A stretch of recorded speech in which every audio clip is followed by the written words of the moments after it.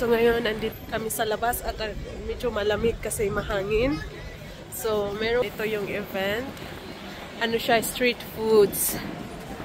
So, So, nung nakaraan, nandun kami sa kabila, yung pagpailaw ng Christmas tree. So, dito yung area almost safe. So, yun guys, papasok tayo dito sa loob. Tingnan natin yung dito mga street foods, Portuguese Street Food Festival ang event na ito. So 3 araw to sila dito.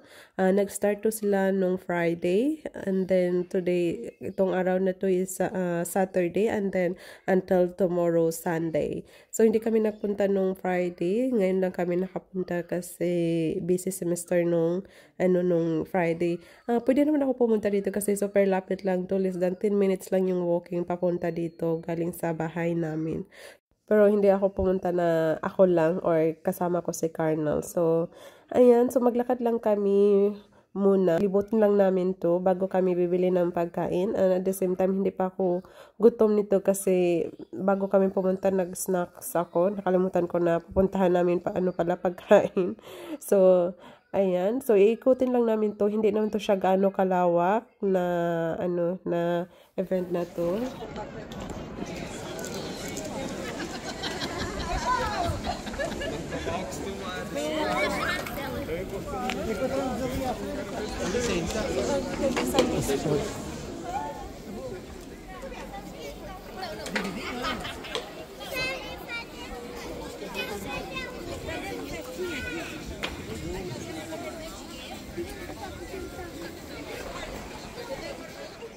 So yun guys, ito na yung pinakadulo ng ng place kung saan yung event. So hindi lang siya gaano kalawak.